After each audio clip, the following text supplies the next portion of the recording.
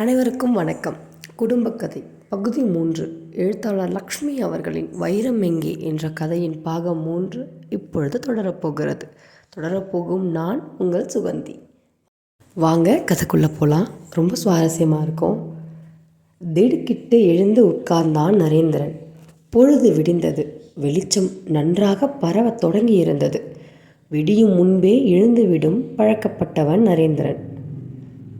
புதிய இடம், புதிய ஊர். வெகுநேரம் குழம்பிவிட்டு பின்னர் கண்களை மூடியதன் விளைவு நன்றாகவே தூங்கி வடிந்திருந்தான் நரேந்திரன். லார்ஜ் பையன் கதவை லேசாக தட்டினான்.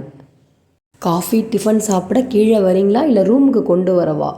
அறைக்குள்ளே சிறையிட்டு கிடக்க அவனுக்கு பிடிக்கவில்லை. கீழே வந்து சாப்பிடுகிறேன் என்று பதில் கொடுத்துவிட்டு சோப்பு பெட்டி துவளையுடன் கதவை திறந்து கொண்டு வெளிவந்தான். பொது குளியலை அருகே ஒரு கியூ. அவனுக்கு எரிச்சலாக இருந்தது. பம்பாய் வாசத்தில் அவர்களது பொருளாதார நிலையில் ஒரு சிறு தனி ஃப்ளாட்டில்தான் அவனும் அம்மாவும் வசித்தனர். ஒரே ஒரு அறை கொண்ட அந்த சிறு குடியிருப்பு இடத்தை அம்மா மிகவும் சுத்தமாக வைத்திருப்பாள். உடம்புக்கு முடியாத படுக்கையில் விழும் வரை அம்மா சுறுசுறுப்பாகத்தான் வாழ்ந்தாள். சோம்பலுடன் திரிய அவனுக்கு பிடிக்காத சங்கதி. பம்பாயின் பரபரப்பான வாழ்க்கையில் சோம்பலுடன் படுத்து கிடப்பது அவனை போன்ற மத்திய வகுப்பாருக்கு கட்டுப்படியாகாத சங்கதியும் கூட.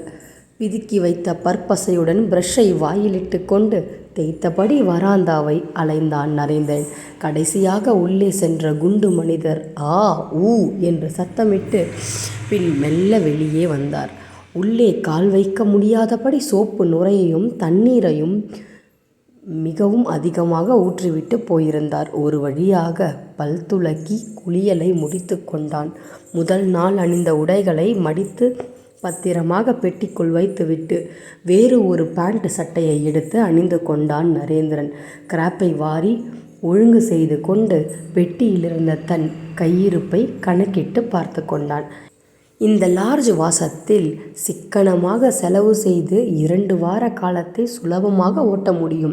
வைரப்பிள்ளையார் விலை போக எத்தனை நாட்கள் ஆகும்? சீக்கிரம் விற்பனையை முடித்து கொண்டு கிடைக்கும் தொகையை வங்கியில் போட்டு ஒழுங்கு செய்துவிட்டு அவன் அடுத்தபடியாக திருநெல்வேலிக்கு கிளம்ப வேண்டும். அங்கேதான் சித்தப்பா கதிரேசன் தன் அண்ணனையும் அவன் குடும்பத்தையும் மறந்து வாழ்ந்து கொண்டிருக்கிறார். என்ன வித்தையோ தெரியவில்லை. அவருக்கு திடீரென்று அவர்களின் நினைப்பு வந்துவிட்டது. வயதும் நோயும் வந்துவிட்டாலும் உறவினர்களை தேடும் ஆசை வந்துவிடுமோ? ஆண்டின் ஆரம்பத்தில் பொங்கலுக்கு சில தினங்களுக்கு முன்னர் நீண்ட இடைவெளிக்கு பின்னர் சித்தப்பா அவர்களுக்கு கடிதம் போட்டிருந்தார். அது அவனது டைரிக்குள் பத்திரமாக இருந்தது. அதை மறுபடியும் படிக்க விரும்பினான். எடுத்து பிரித்தான். அன்புள்ள நரேந்திரனுக்கு சித்தப்பா கதிரேசன் ஆசிகளுடன் எழுதி கொண்டது. என் அண்ணனது இறுதி சடங்கிற்கு வந்த பின் ஊர் திரும்பிய நான் மறுபடி உங்களை ஒரு தடவை கூட பார்க்க முடியவில்லை. வியாபாரத்தில் மிகவும் ஆழ்ந்து போய்விட்டேன். அண்ணியும் நீயும் இந்த பக்கம் வரவே முயன்றதில்லை. தொடர்பு கொள்ளாதது யாருடைய பிசகு என்று விவாதிப்பதை மறந்து விடுவது நல்லது. சமீப காலமாக என் ஆரோக்கியம் மிகவும் கெட்டுவிட்டிருக்கிறது. கடைகளை பார்த்து கொள்ளவும் எனக்கு கூட இருந்து உதவவும் நம்பிக்கையான ஒரு ஆள் தேவைப்படுகிறது. நீ MA வரை படித்தவன் என்று தெரியும். என்னுடன் நீயும் அம்மாவும் வந்து தங்கினால் உபகரமாக இருக்கும். உன் சின்னம்மாவின் மறைவுக்கு பின் வீடு வெறுமையில் மூழ்கிவிட்டுள்ளது. என் உள்ளம் துயரத்தில் ஆழ்ந்து விட்டிருக்கிறது. தயவு செய்து சிந்தித்து உங்கள் பதிலை விவரமாக எழுதவும். அன்புள்ள சித்தப்பா கதிரேசன். அவனது தாய் மகனுடன் ஒரு பயணம் திருநெல்வேலிக்கு போக விரும்பினாள்.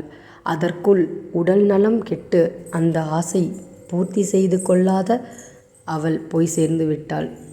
வைரப்பிள்ளையாரை பற்றி எச்சரித்த பொழுது அவன் தாய் உடனடியாக ஒரு ஆலோசனையும் கூறியிருந்தாள். சரியான விலை கிடைக்காட்டி பொருளை உன்னிடமே வச்சுக்கோ. உன் வருங்காலத்துக்கு ஒரு சமயம் சித்தப்பா ஏதாச்சும் வழி செய்யக்கூடும். பட்டணத்தில் வீண் பொழுதை ஓட்டாம சித்தப்பாவிடம் போய் சேர். ஒரு வேலை போட்டு கொடுப்பாரு. பிறகு நல்ல நேரம் வரப்போ இதை விற்று உன் வருங்காலத்துக்கு உபயோகிச்சுக்கோ. சித்தப்பா கிட்ட இதை பற்றி மூச்சு கூட விடாத, அம்மா நலிந்த குரலில் உறுதியாக சொன்னது காதில் ஒலித்து கொண்டது. ரத்னசாமிக்கு சில நாட்கள் அவன் அவகாசம் தர வேண்டும். பிறகுதான் திருநெல்வேலி பயணம் என எண்ணியபடி பொட்டியை மூடிவிட்டு கதவை பூட்டிக் கொண்டு கீழே வந்தான்.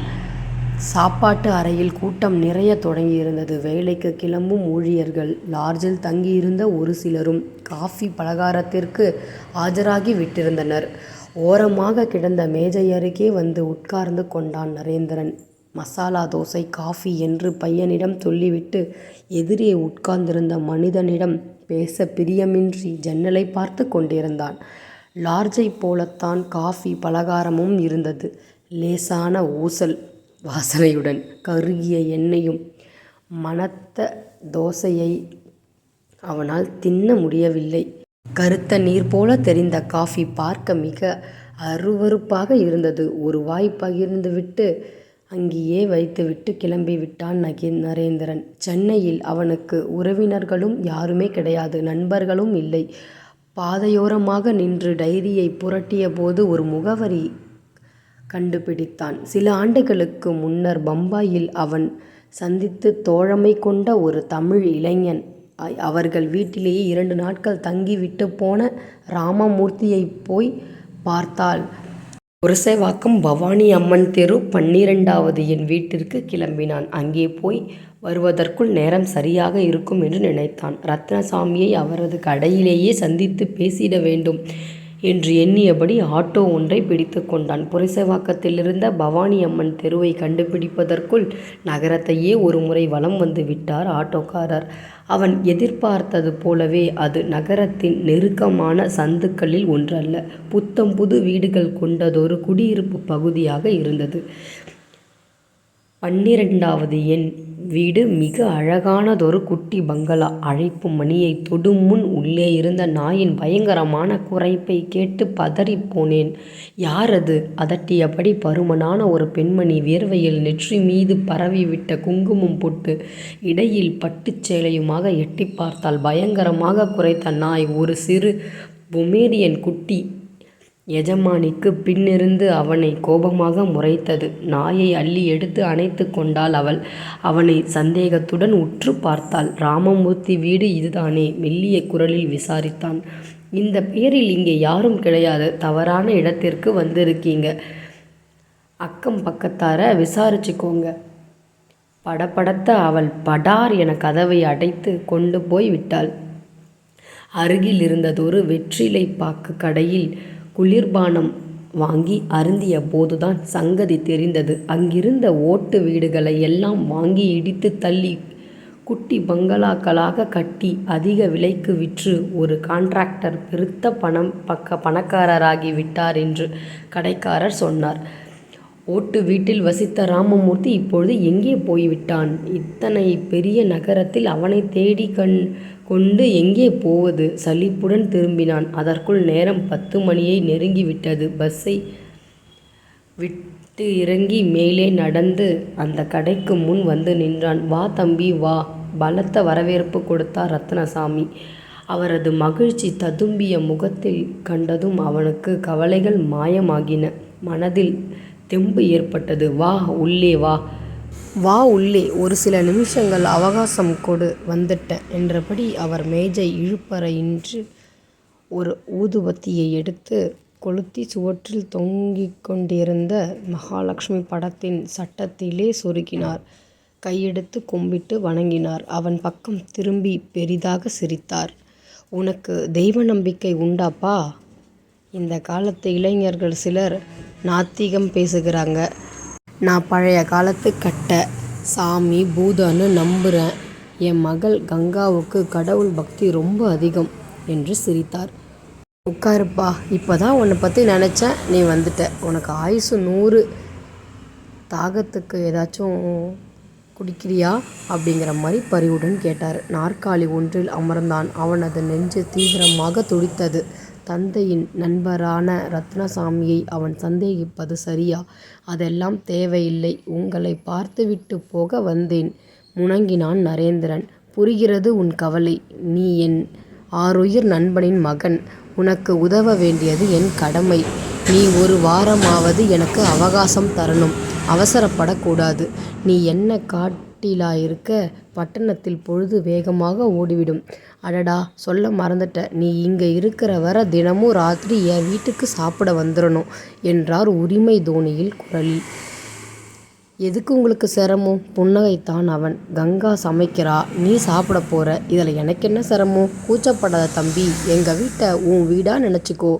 அந்த நாளில் நானும் உன் அப்பாவும் பள்ளிக்கூடத்தில் படித்த நாளில் ஒருத்தர் மேலே ஒருத்தர் எத்தனை அன்பு வச்சுருந்தோம். அதெல்லாம் பெரிய கதை. வீட்டுக்கு வா. நிதைக்கும் உன் அப்பாவை பற்றி நிறைய பேசுகிறேன் என்று சிரித்தார் ரத்னசாமி. அந்த முகத்தில் பரவி நின்ற பிரிவு, கண்களில் தெரிந்த கனிவு, அவர் பேசிய தோரணை எல்லாம் அவன் மனதிற்கு இதமாக இருந்தது. இத்தனை நல்லவரை பற்றி மனம் குழப்புவது மதியீனம். அவர் சொல்லியபடி அவசரப்படுத்துவதில் நியாயமில்லையே. தன்னையே கடித்து கொண்டு விடை பெற்று கொண்டு கிளம்பினான். அன்று மாலை பொழுது எப்பொழுது வரும் என்று காத்திருந்து ஆவலுடன் கிளம்பினான் அவன். முதல் நாள் போலவே ரத்னசாமி அவனுக்காக காத்திருந்து கதவை திறந்தார். நெய்யும் மசாலாவும் மணத்த பிரியாணி, தயிர் குழம்பு, புதினா பச்சடி என அவனுக்கு பிடித்த உணவு. இன்று அவன் சற்று துணிவாகவே மேஜைக்கு அருகே வந்து பரிமாறி கொண்டிருந்த கங்காவை துணிவுடன் பார்த்தான். ரோஜா வண்ண ஷிஃபான் புடவையில் அன்றளர்ந்த மலர் போல அவள் முதல் நாளை விட இன்னும் கூடவே அழகாக தெரிந்தாள். நெஞ்சம் சிலிர்த்து போனான். சாப்பிடு என்று ரத்னசாமி உபசரித்த போது தன் உணர்வுகளை மறைக்க சுவற்றை பார்த்தான். அதுவா? அவள்தான் கங்காவின் தாய். சாயலில் கங்கா அப்படியே அம்மாவின் அச்சு. சுவற்றில் தொங்கிய படத்தை பார்த்து பொறுமையாக சொன்னார். அன்று உணவுக்கு பின் அதிக நேரம் தங்காது கிளம்பிவிட்டான். அடுத்த நாளும் அதே பலத்த உபசரிப்புதான். அதற்கடுத்த நாள் அவன் வைரப்பிள்ளையாரின் நினைவை ஒரு பக்கம் ஒதுக்கிவிட்டு பலமுறை கண்களால் தன்னை பிரிவுடன் பார்த்து முறுவலித்த கங்காவை பற்றி சிந்திக்கலானான். ஒரு வார காலம் நிமிடமாக ஓடி சென்றது. ஆனால் அந்த குடும்பத்துடன் 1000 ஆண்டு பழகிவிட்டது போன்று பரி உணர்வில் கரைந்து போய்விட்டான். நாளைக்கு உன் பொருளை பற்றி முடிவா ஒரு செய்தி சொல்ல முடியும். மறக்காம சாப்பாட்டுக்கு வந்துரு. முதுக தட்டி அவர் விடை கொடுத்த போது அவன் மனம் உற்சாகத்தில் திளைத்தது. வைரப்பிள்ளையார் விலை போய் அவனுக்கு நல்ல தொகை கிடைத்து விட்டது என்று அவன் ரத்னசாமியின் தொடர்பை துண்டித்து கொள்ள முடியாது. கண்களில் பேசி மனதை கவர்ந்து கொண்டு விட்ட கங்காவை அவன் உள்ளத்திலிருந்து உதறிவிடவும் முடியாது. அப்பாவின் நண்பர் ரத்னசாமி, அவர்களது வகுப்பை சேர்ந்தவர். ஜாதி பிரச்சனை கிடையாது. அவன் படித்தவன். வைரப்பிள்ளையார் விலை போன பின் கொஞ்சம் பணம் படைத்தவனாகி திருநெல்வேலிக்கு போய்விடுவான். புறப்படும் முன் மெல்ல அவர்களிடம் தன் மனதை திறந்தால், அம்மா உயிருடன் இப்போது கூட இருந்திருந்தால் கட்டாயம் சம்பந்தம் பேசி விடுவார்களே. ரத்னசாமிக்கு அவனை மருமகனாக அடைய கசக்கவா செய்யும்? பஸ்ஸிலிருந்து இறங்கி அவன் லாட்ஜை நோக்கி நடந்தபோது அவன் காதுகளில் கல்யாண மேள சத்தம் கேட்டது. மணக்கண் முன் மணப்பந்தலின் கோலாகலம் தெரிந்தது. இன்பமாக பெருமூச்சு விட்டான். 2 வார காலம் யுகமாக மெல்ல நகர்ந்தது. ரத்னசாமி சொன்னது போல பட்டணத்தில் பொழுதை அவனால் வேகமாக விரட்ட முடியவில்லை. உறவினர்கள், நண்பர்கள் என்று தேடிக்கொண்டு போக யாரும் இருக்கவில்லை. லாட்ஜின் நாள் முழுவதையும் கழிக்க முடியாது தவித்தான். அண்ணா சாலையில்தான் எத்தனை தடவைகள் நடப்பது. அப்படியும் காட்டில் அலைவது போன்றுதான் தனிமை அவனை அலைக்கழித்தது. மகாபலிபுரத்திற்கு போய் வந்தான். கடற்கரையிலே உலவினான். பாதை ஓரத்து கடைகளை பார்வையிட்ட வண்ணம் எதிரே போவோர் வருவோர் மேல் இடித்து திட்டுகளை வாங்கி கொண்டான் அவன். என்ன பார்க்குற, என்ன வேணும் என்று அதட்டிய பழைய புத்தக கடைக்காரருக்கு பதில் சொல்ல முடியாது. தனக்கு தேவையில்லாத ஒரு புத்தகத்தை விலைக்கு வாங்கி கொண்டான் நரேந்திரன். ஆரஞ்சு பழங்களை வாங்கி உரித்து பாதையோரத்தில் நின்று கொண்டு பஞ்சத்தில் அடிப்பட்டவன் போல தின்றான். சில சினிமாக்களுக்கு டிக்கெட்டு வாங்க நீண்ட கியூவில் நின்று முடிவில் உள்ளே சென்று என்ன பார்த்தோம் என்ற நினைவின்றி தன் கவலைகளுக்குள்ளே மூழ்கியவனாக வெளியே வந்தான். மண்டை வெடித்துவிடும் போன்ற இருக்க உணர்விலே தவித்து கொண்டிருந்தான். அன்று காலை அவன் எழுந்திருந்தான். ரத்னசாமி வீட்டில் ஒரு வேளைதான் சாப்பாடு கிடைத்தது. மீதி நேரத்தில் அவன் லாட்ஜிலும் வெளியே கண்ட ஹோட்டலிலும் சாப்பாட்டை முடித்து கொள்ள நேர்ந்தது. கணக்கு பார்த்துத்தான் செலவு செய்து கொண்டிருந்தான். ஆனாலும் கையிருப்பு வேகமாக கரையத் தொடங்கியது. சீக்கிரம் ஊருக்கு வரப்போவதாக சித்தப்பாவுக்கு ஒரு கார்டு போட்டிருந்தான். விரைவாக அவன் கிளம்பியாக வேண்டும். ரயில் பயணத்திற்கு பணம் தேவையாயிற்றே. அங்கே போனதும் என்ன செலவுகள் ஏற்படுமோ? சித்தப்பா தங்க இடம் தருவார், பசிக்கு சோறு தரக்கூடும். மற்ற செலவுகளுக்கு பணம் தேவைப்பட்டால் அவரிடம் கை நீட்டி யாசிக்க இயலுமா? வெட்கக்கேடு. ஓங்கி உயரமாக வளர்ந்திருக்கான். பட்டப்படிப்பை முடித்தவன் கையில் காசில்லாமல் பம்பாயிலிருந்து புறப்பட்டிருக்கான் என்று சித்தப்பா அவனை எடுத்தாப்புலேயே மட்டமாக நினைத்து கொள்ளக்கூடும். இனியும் தொடர்ந்து அவன் சென்னையில் அந்த லாட்ஜில் தங்கி காலத்தை ஓட்டுவதில் பயனில்லை. 2 வாரத்தில் சாதிக்க முடியாத காரியத்தை இன்னும் சில நாட்களில் ரத்னசாமி முடித்து கொடுத்து விடுவார் என்ற நம்பிக்கை இல்லை.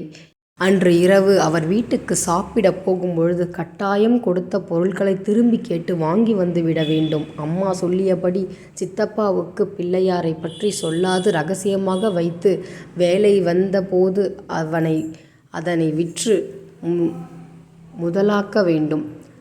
திரும்ப இதையே யோசித்து குழம்பி போய் இங்கும் அங்கும் அலைந்தான். பஸ்ஸில் ஏறி இறங்கிவிட்டு மாலை பொழுது மயங்கியதும் ரத்னசாமி வீட்டிற்கு கிளம்ப ஆயத்தமானான். கதவை கங்காதான் திறந்தாள். ஆரஞ்சு வண்ண வாயில் சேலையில் தலை கொல்லா கனகாம்பரத்துடன் உதட்டில் புன்னகையுடன் நின்ற அவளை பிரமிப்புடன் பார்த்தான் நரேந்திரன். அள்ளிக்கொண்டு விட்டது. ரத்னசாமியின் மகளின் அழகு அவன் உள்ளத்தை. நெஞ்சம் படபடக்க தவிப்பில் அவளை நிமிர்ந்து நன்றாக பார்த்தான். மூச்சு திணறிவிடும் போன்று இருக்கு. அப்பா குளிச்சுக்கிட்டு இருக்காரு. நீங்கள் வந்தா உள்ளே அழைச்சி உட்கார வைக்க சொன்னாரு. தோற்றத்திற்கேற்ப இனிமையாக குரலில் சொன்ன கங்கா அவன் காதுகளை மெல்ல தழுவியது. மௌனமாக அவள் பின்னால் மெல்ல நடந்தான். அப்பாவுக்கு இன்னைக்கு பிறந்த நாள். முல்லை மொட்டுக்கள் போன்ற வரிசை பற்கள் தெரிய அவள் சிரித்தாள். வைரப்பிள்ளையாரை மறந்து போனான். பளிச்சென்று எதிரில் குழல் விளக்குகள் எரிய தலை முதல் கால் வரை அவளை பார்த்தான். சொக்கிப் போனான். சோபா ஒன்றில் சாய்ந்து கொண்டான். ஆச் ஊச் என்ற சப்தங்களை எழுப்பியபடி வேட்டி பனியனில் ரத்னசாமி குளித்துவிட்டு வெளியே வந்தார். நீ வா தம்பி, இன்னைக்கு எங்கே வராது போயிடுவியோன்னு கவலைப்பட்டேன்.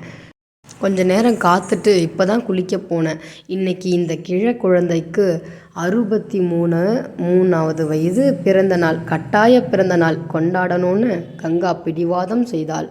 உறக்க சிரித்தான் உற்சாகமாக. போன வருஷம் பிறந்த நாளின் போது அப்பா காய்ச்சலாக படுத்திருந்தார். அதனால்தான் இந்த தடவையாவது முடிக்காது முறுவலித்தாள் கங்கா. தந்தையின் எதிரில் அவன் முன்னே அதிகம் நிற்காது இதுநாள் வரை மறைத்து கொண்டிருந்த கங்கா இன்று சகஜமாக பேசினாள். ரத்னசாமியும் அதை கண்டு கொள்ளாதவர் போல் இருந்தார்.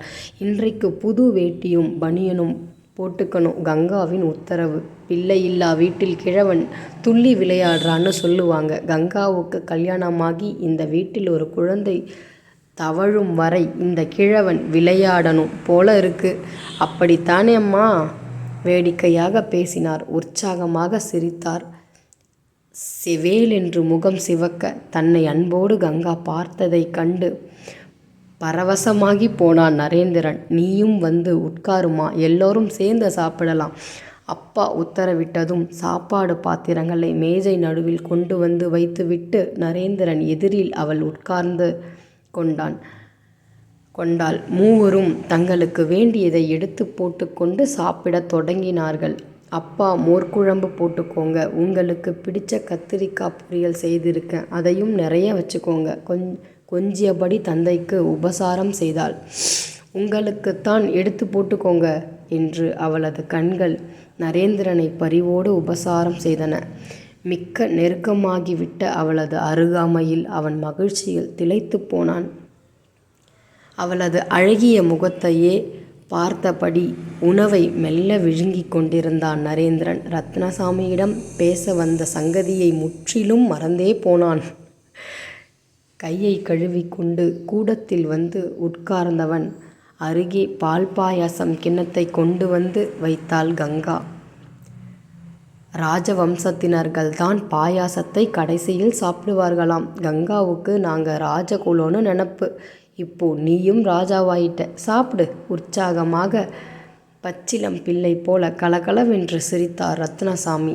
பால் பாயாசம் பிடிக்குமோ என்னமோ, பின்னாலிருந்து வந்த அவளது குரல் பாயாசத்தை விட இனிக்கவே. அவன் புன்முறுவலுடன் கிண்ணத்தை எடுத்து உறிஞ்சினான். இன்னும் கொஞ்சம் போட்டுக்கோங்கப்பா. பாயாச பாத்திரத்துடன் தந்தைக்கு அருகே கங்கா நெருங்கினாள். தம்பிக்கு ஊற்று, எனக்கு இதுவே அதிகம் என்றார் ரத்னசாமி. வேண்டாம் என்று மறுக்க நீட்டிய அவன் கரம் அவளது கை மீது மெல்ல பட்டது. மின் விசையால் தாக்குண்டது போன்று அதிர்ச்சி. மெய் சிலிர்த்து போனான். மன்னிச்சுக்கோங்க என்று மெல்லமாக முணங்கினான். நல்ல வேளை ரத்னசாமி இதை கவனிக்கவில்லை. சமாதானப்படுத்தி கொண்டான் என்று தன்னை. முடிவில் வெற்றிலை பாக்கு தட்டுடன் உட்கார்ந்த ரத்னசாமியின் சிரித்த முகத்தில் சட்டென கவலை படர்ந்தது. தம்பி, முக்கியமா பேச வேண்டியதை விட்டுட்டு என்னவென்னவோ உளறி கொண்டிருந்து விட்டேன். மடையன் நான். உன் பொருளை பலரிடம் விற்க முயன்றேன். ஒரு பெரிய ரூபா கூட தேராது போலிருக்கு. அதனால முடிக்காது அவன் முகத்தை பார்த்தான். திடீரென்று தலைமீது குளிர்ந்த நீரை கொட்டிவிட்டது போன்றதொரு திகைப்பில் குழம்பி போனான் நரேந்திரன். தாங்க முடியாத அந்த ஏமாற்ற மனதை குடைந்தது. ஒரு அழிவிலைக்கு கேட்குறாங்க உள்ளூர் வியாபாரிகள். உனக்கு மறுப்பு இல்லைன்னா அடுத்த வாரம் ஹாங்காங்கிலிருந்து புள்ளி இங்கு வருகிறார். கலைப்பொருள் சேகரிப்பில் ஆர்வம் கொண்டவர். அவர்கிட்ட கட்டாயம் உன் பொருள் நல்ல விலைக்கு போகும். இன்னும் ஒரு வார காலம் காத்திருக்க அவனுக்கு பொறுமை இல்லை, கையிருப்பும் இல்லை. தன் பொருட்களை கேட்டு வாங்கி கொண்டு போக வேண்டுமென்று ஆவல் அவன் உள்ளத்தை உந்தியது. நெஞ்சு படபடத்தது. சார், பரவாயில்லை, என் சாமான்களை என்னிடமே கொடுத்துடுங்க. அவசரமாக அழிவிலைக்கு தர வேண்டாம். பிறகு சாவகாசமாக விற்றுக்கலாம் என்றான். நாளைக்கு கடையில் வந்து எடுத்துக்க போறியா? இல்லை, இப்போவே எடுத்துட்டு போக போறியா என்று கேட்டான். நான் இப்போவே எடுத்துக்கிறேன் அப்படின்னு துணிவுடன் சொன்னான் நரேந்திரன். ராத்திரி வேளையிலா? அதுவும் இந்த நேரத்திலா? சரி, உன் இஷ்டம் என்று எழுந்திருத்து உள்ளே சென்றான். இரும்பு பீரோவை திறந்து ஒரு மஞ்சள் வண்ண பிளாஸ்டிக் பெட்டியை எடுத்து வந்தார். எல்லாத்தையும் அதுக்குள்ளே பத்திரமா வச்சிருக்கேன், பார்த்துக்கோ என்றபடி சாப்பாட்டு அறை மேஜை மேல் விலக்கப்பட்டிருந்த பெட்டியை வைத்து திறந்து காண்பித்தார். இதோ பார், உன் பிள்ளையார். இதுக்குள் உன் அம்மாவின் நகைகள் எல்லாம் கணக்கு வச்சுக்கோ என்று பஞ்சு சுருளில் பொதித்து கிடந்தவைகளை எடுத்து காட்டி அவன் கண்முன் திரும்ப உள்ளே வைத்து பெட்டியை மூடினார். திருப்தியுடன் நரேந்திரன் தலையை ஆட்டினான். எல்லாத்தையும் ஒப்படைச்சிட்டேன். உனக்கு எப்போ பிரியமோ அப்போ வந்து மறுபடியும் கொடு. முயன்று பார்க்கிறேன் என்று புன்முறுவலுடன் ரத்னசாமி கடிகாரத்தை பார்த்தார். கிளம்ப நேரமாகிறது என்று அவரது பார்வை சொல்லியது. அம்மா கங்கா, கொஞ்சம் சில்லுன்னு தண்ணி குடிக்க கொண்டு வா என்று மகளுக்கு குரல் கொடுத்தார். உள்ளே இருந்து விரைவாக வந்த கங்கா தண்ணீர் டம்ளரை வைக்க கை நீட்டிய பொழுது நரேந்திரன் கொஞ்சம் நிமிர்ந்து நிற்க வேண்டியிருந்தது. நான் வருகிறேன், சிரமத்திற்கு மன்னிக்கவும், விருந்தோம்பலுக்கு மிக்க நன்றி என்று கூறிவிட்டு பிளாஸ்டிக் பெட்டியை தோள்பையில் பத்திரப்படுத்தினான். கள்ளத்தனமாக கங்காவை ஒரு தடவை பார்த்துவிட்டு மகிழ்ச்சியுடன் வெளியே வந்தான். நல்ல வேளை, தெருமுனையில் ஒரு ஆட்டோ தென்பட்டது. ஏறிக்கொண்டு லாட்ஜுக்கு விரைந்தான். வேகமாக படியேறி தன் அறை கதவை திறந்து விளக்கை போட்டுவிட்டு உள்ளே நுழைந்த உடனே கதவை தாளிட்டு கொண்டான். அவசரமாக தோள்பையின் ஜிப்பை நீக்கிவிட்டு பிளாஸ்டிக் பெட்டியை எடுத்து படுக்கை மீது வைத்தான். அப்பாடா, கொடுத்த பொருளை திரும்ப சாமர்த்தியமாக வாங்கி கொண்டு வந்துவிட்டோம் என்ற நினைப்பிலே நெஞ்சில் ஒரு பரபரப்பு.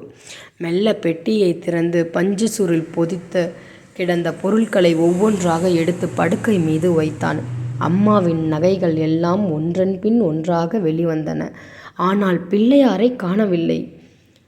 திக்கென்றதொரு கிளியில் ஒரு உடல் வியர்த்து கொட்ட, நெஞ்சு பதற, விரல்கள் நடுங்க தொடங்கின. தேடினான். அவனுக்கு பயத்தில் வாய் உலர்ந்து போனது. ரத்னசாமி வீட்டில் விளக்கொளியில் வர்ண ஜாலங்களை வாரி வீசிய வைர பிள்ளையாரை அந்த பெட்டிக்குள் காணவில்லை. அம்மாவின் எச்சரிப்பை மறந்து அவரது பகட்டு சொல்லுக்கு மயங்கி அவனது சொத்து முழுவதுமான அந்த விலை உயர்ந்த பொருளை கொடுத்துவிட்டு வந்தது எத்தனை மதியீனம்! படித்திருந்தும் ஒரு முட்டாளாகல்லவா போய்விட்டான். ஐயோ, அவன் இப்பொழுது என்ன செய்வான்? இமைகளை கண்ணீர் சுட, நெஞ்சம் பதற, தொண்டையை இறுக்கிய துயரத்தை விழுங்கி கொண்டு மறுபடியும் அந்த பிளாஸ்டிக் பெட்டியை மூடி தோல்பைக்குள் வைத்து ஜிப்பை இழுத்து மூடினான். தோல்பையை தூக்கி கொண்டு விளக்கை அணைத்துவிட்டு கதவை பூட்டிக்கொண்டு மாடிப்படிகளில் வேகமாக இறங்கி வெளியே வந்தான். நேரம் நடுநிசியை நெருங்கி கொண்டிருந்த சமயம். தெருமுனையில் பாதை ஓரத்தில் வைக்கப்பட்டிருந்த குப்பை தொட்டியை சுற்றி 2 நாய்கள் தேடி இழுத்து எச்சில் இலைகளுக்கு சண்டை போட்டு உருமிக் கொண்டிருந்தது. வெறுமையாக தெரிந்த சாலையில் பின்புறத்திலிருந்து வேகமாக ஓடிய ஒரு கார் அவனை தாண்டி கொண்டு சென்றது. திடுக்கிட்டு ஒதுங்கினான். எதிர்ப்புறமாக தலையில் ஒரு துண்டை போட்டு கொண்டு வந்த மனிதன் விளக்கு அருகில் வந்தபோது மது போதையில் தள்ளாடி கொண்டிருப்பதைக் கண்டான். தான் தாழ முடியாத துயரத்தில், ஏமாற்றத்தில் நடக்க முடியாது தள்ளாடுவதை உணர்ந்தான். கண்கள் எட்டிய தூரம் வரை ஆட்கள் நடமாட்டமே இருக்கவில்லை. நெஞ்சம் வேகமாக துடிக்க, மூச்சு அடைக்க 10 நிமிஷம் நடந்தான். நேரம் வேகமாக விரைவது போன்று அரண்டு போனான். திருவல்லிக்கேணி தொலைதூரத்தில் இருப்பது போன்றதொரு பிரம்மையில் அவனுக்கு அழுகையே வந்துவிட்டது. கொஞ்சம் தூரத்திலே ஒரு ஆட்டோ நடைபாதை அருகே நின்றதைக் கண்டு வேகமாக நடந்தான். உள்ளே ஓட்டுநர் ஆசனத்திற்குள் சுருண்டு குரட்டை விட்டபடி நிம்மதியாக தூங்கிக் கொண்டிருந்தார். ஐயா, ஐயா என்று கூப்பிட்டு பார்த்தான். ஆள் அசையாது போலவே மெல்லமாக தட்டி எழுப்பினான்.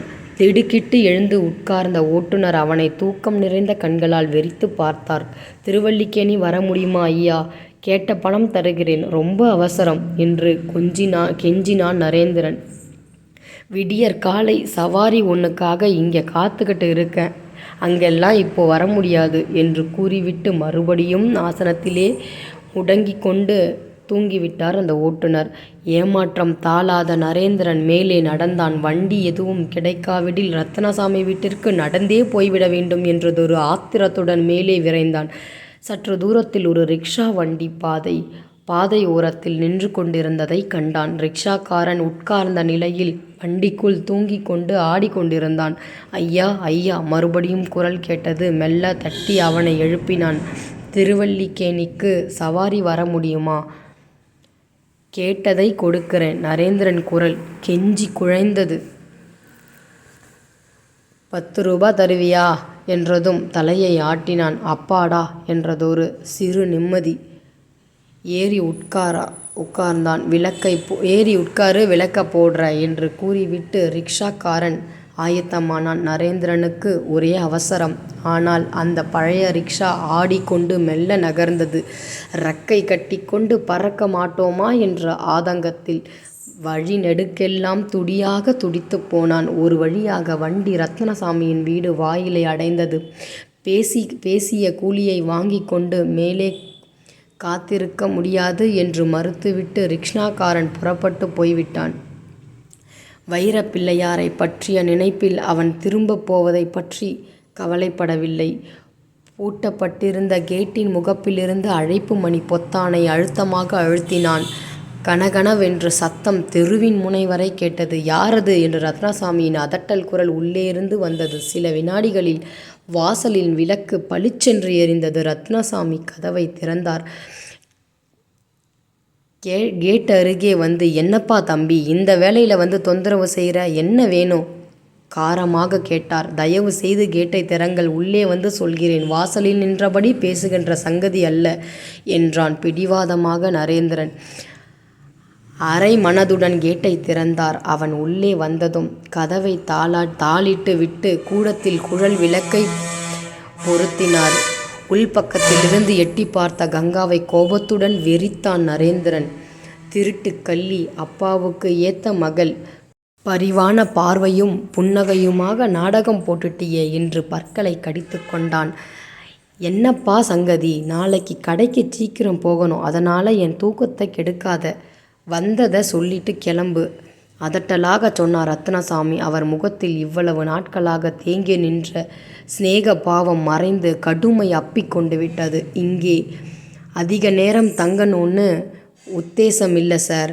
என்னுடைய வைரப்பிள்ளையாரை கொடுத்துட்டா மறு வினாடியே நான் கிளம்பிடுவேன். சொல்லி முடிப்பதற்குள் அவனது இதயம் வாயிற்குள் வந்து விட்டது போன்றதொரு திகிலில் துவண்டு போனான். உன் பொருள் அத்தனையும் உனக்கு காட்டி உன்கிட்ட ஒப்படைச்சிட்டேனே, இது என்ன புது கதை? சீறினார் ரத்னசாமி. கதை இல்லை, உண்மை. நான் லாட்ஜுக்கு போய் பெட்டியை திறந்தப்போ பிள்ளையார காணவில்லை. ஐயா, தயவு செய்து என் பொருளை என்கிட்டே கொடுத்துருங்க. அதை தவிர எனக்கு சொத்து சுகம் எதுவுமே கிடையாது. கண்களில் நீர் பனிக்க தொண்டையை துயரம் அடைக்க மெல்லிய குரலில் கெஞ்சினான். வேடிக்கை தான் தம்பி. கொடுத்த சாமான்களை திரும்பி வாங்கிட்டு புறப்பட்டு போனவன் திரும்பி வந்து கதை அளக்கிறியா? வழியில் திருடன் எவனாவது அடிச்சிட்டு போனானோ என்னவோ? ஐயா, ஆட்டோவில் தான் போனேன். மற்ற சாமான்கள் பெட்டியில் இருக்கே. யாரும் அதை மட்டும் திருடி இருக்க முடியாதே என்று நரேந்திரன் கூறினான். உன் லாட்ஜில் பறிகொடுத்துட்டு இங்கே வந்து பசப்புரியா என்று அவர் கேட்க, அதற்கு சாத்தியமில்லை. பெட்டியை திறந்ததும் பிள்ளையாரை காணவில்லை. உடனே கையோடு பெட்டியுடன் புறப்பட்டு வந்திருக்கேன். வேண்டுமானால் உள்ளே பார்த்துக்கோங்க என்று நரேந்திரன் சொன்னான். தோள்பையை திறந்து அந்த பிளாஸ்டிக் பெட்டியை எடுத்து முக்காலி மீது வைத்தான். மூடியை திறந்து, ஐயா பார்த்துக்கோங்க, இதில் என் வைரப்பிள்ளையாரை காணலை என்று தழுதழுத்தான். எனக்கு புரியுது. இப்படி சொல்லிக்கிட்டு என்னை பயமுறுத்தி பணம் வாங்க திட்டம் போடுற அப்படின்னு சொல்கிறார் அவர். இதெல்லாம் என்கிட்ட நடக்காது. மரியாதையாக வெளியே போ, இல்லாட்டா நான் பொல்லாதவனாக ஆகிவிடுவேன். உரத்த குரலில் கூச்சலிட்டார். கண்களை உருட்டி விழித்தார். பற்களை நரநரவென்று கடித்தார். வெடுக்கென நிமிர்ந்தான் நரேந்திரன். இவர்களிடம் கெஞ்சுவதில் பயனில்லை என்று வெகுண்டான். அனாவசியமாக விவாதிக்காம இந்த பிளாஸ்டிக் பெட்டியிலிருந்த நான் கவனிக்காத போது களவாடி கொண்ட பிள்ளையாரை கொடுத்துடுங்க, இல்லாட்டி பெருத்த அவமானம் ஏற்படும். நான் விலை மதிப்பு இல்லாத வைரத்தை உங்ககிட்ட தோத்துட்டு போக பம்பாயிலிருந்து இங்கே வரலை. நேரே இப்போவே போலீஸுக்கு போய் புகார் கொடுத்துருவேன். அவன் மேலே பேசும் முன் ரத்னசாமி கைகளை தட்டி உரக்க சிரித்தார். பலே பலே, போலீஸ் போய் புகார் செய்ய உனக்கு மட்டும்தான் தெரியுமா? ஆரம்பத்தில் நான் சந்தேகப்பட்டது சரியா போச்சு. இந்த வைரப்பிள்ளையாரை நீ எங்கிருந்தோ திருடிட்டு வந்திருக்க. நீயே போய் விற்றா அகப்பட்டு கொள்ளுவேன்னு தெரிஞ்சு என் தலையில் கட்டினேன். சனியை விட்டா போதும்னு நான் அதை உன்கிட்ட திரும்பி கொடுத்துட்டேன். இப்போ வந்து பயமுறுத்துற. 2 பேரும் சேர்ந்து காவல் நிலையத்துக்கு போவோம். அங்கே உனக்கு என்ன கிடைக்கிதுன்னு பாரு. கிளம்பு. திருட்டு பொருளை கொண்டு வந்து என்கிட்ட விற்க சொல்லி வற்புறுத்தினேன்னு உன் மேலே நான் புகார் கொடுக்குறேன். அயோக்கிய பயலே, என்ன நினச்சிட்டு இப்போ வந்து கலாட்டா பண்ணுற? உரத்த குரலில் கூச்சலிட்டார். ஒரு கணம் அதிர்ந்து போனான் நரேந்திரன். ரத்னசாமி மோசடிக்காரன் மட்டுமல்ல, படு அயோக்கியன். கதையை ஒரேடியாக திருப்பி போடுறானே மனிதன், அடப்பாவி அப்படின்னு நினைக்கிறான். நகை வியாபாரி என்கிற மதிப்பு போர்வையில் வாழ்கின்ற ரத்னசாமி பேச்சுக்குத்தான் போலீஸார் மதிப்பு அதிகம் இருக்கும். ஊருக்கு புதிதவனாக அவனை போலீஸ் சந்தேகிக்கலாமே. அந்த வளைய சங்கடங்களில் சிக்கிக்கொள்ள நேரலாம். இப்பொழுது அவன் என்ன செய்வான்? என்ன யோசிக்கிற? கம்பி என்ன வச்சிடுவாங்கன்னு பயப்படுறியா? போகட்டும், என் நண்பன் மகன் என்கிற காரணம் பற்றி உன்னை மன்னிக்கிறேன். வெளியே போ, இல்லட்டா என்று இறைத்தார். வெளிரிடைந்த முகத்துடன் கங்காவை பார்த்தான் நரேந்திரன். கலவரமாக விழித்து ஆவேசமாக ஆத்திரம் பொங்கி கொண்டு வந்தது. பாவி, அப்பாவுடன் சேர்ந்து நாடகம் போட்டு என்னை மோசம் செய்துட்டியே. அப்பனும் மகளும் முன்கூட்டியே திட்டம் போட்டு என்னை ஏமாளியாக்கி விட்டீர்களே. நீங்கள் 2 பேரும் நல்லாவா இருப்பீங்க? நாசமாக போயிடுவீங்க. தனக்குள்ளே புலம்பிக் கொண்டியபடி அவன் பையை எடுத்து தோளில் மாட்டிக்கொண்டு அங்கிருந்து திரும்பிக் கொண்டான். அன்று முன் இரவு வரை அன்பு முகம் காட்டி வரவேற்று உட்கார வைத்து உபசரித்த ரத்னசாமி அவனை இப்பொழுது நிற்க வைத்தே பேசி வெளியே விரட்டிவிட்டார். இப்படிப்பட்ட கசடனிடம் வந்து மாட்டிக்கொண்டு வைரப்பிள்ளையாரை தோற்றுவிட்டோமே. தன்னையே நொந்து கொண்டான் நரேந்திரன். இனி என்ன செய்வேன்? யாரிடம் முறையிடுவேன்? தொலைந்த பொருளை எப்படி மீட்பேன்? நெஞ்சு கொதித்து கூக்குரலிட்டது. இன்னொரு தடவை இந்த வீட்டு பக்கம் வந்தியோ காலை வெட்டிடுவேன் உருமினார். இந்த அநியாயத்தை கேட்க இந்த பட்டணத்தில் யார் இருக்கிறார்கள் கடவுளே? உனக்கு கண்ணில்லையா? உள்ளம் குமுற பதைத்தவனாக வெளியே வந்தான். கேட்டை பூட்டிக்கொண்டு கதவை படீரென்று சாத்தினார். ரத்னசாமி விளக்கை அணைத்தார். அவனது வருங்காலமே இருளில் மூழ்கிவிட்டு திகைப்புடன் தெருவில் தள்ளாடிக்கொண்டு நடந்து மெல்ல சாலைகளுக்குள் புகுந்தான். அதற்கு மேல் அவனால் துயரத்தின் பளுவை தாங்க முடியவில்லை. நடைபாதையின் ஓரத்தில் தொப்பென்று உட்கார்ந்தான். அம்மா அம்மா, ஏமாந்து போயிட்டேன், என்ன செய்வேன் அம்மா என்று புலம்பியபடி கைகளால் முகத்தை மூடிக்கொண்டு உடல் குலுங்க தேற்றுவாரின்றி நரேந்திரன் அழுதான். அருமையான கதை. ஐயோ செமையாக இருக்குது. இதோடைய கண்டினியூவேஷன் பாகம் 4 நான் நாளைக்கு போஸ்ட் பண்ண போகிறேன். நரேந்திரனோட அந்த வைரப்பிள்ளையார் எங்கே போச்சு, யார் எடுத்தா, யார் போய், இது எல்லாமே உங்களுக்கு நாளையோட பகுதியில் தெரிய வரும். கண்டிப்பாக பாருங்கள். சப்ஸ்கிரைப் பண்ணாதவங்க சப்ஸ்கிரைப் பண்ணி பெல் பட்டன் ப்ரெஸ் பண்ணி வச்சுக்கிட்டா மட்டும்தான் நான் போடுற அடுத்த பகுதி உங்களுக்கு வந்து சேரும். அதனால் சப்ஸ்கிரைப் பண்ணி வச்சுக்கோங்க. இந்த கதையில் நான் மாற்றிக்க வேண்டிய, திருத்திக்க வேண்டிய ஏதாவது விஷயங்கள் உங்களுக்கு தோணுச்சுன்னா நீங்கள் கமெண்ட் பண்ணுங்கள். கண்டிப்பாக நான் மாற்றிக்கிறேன். ஓகே, தேங்க்ஸ் ஃபார் வாட்சிங். நாளைக்கு சந்திக்கலாம்.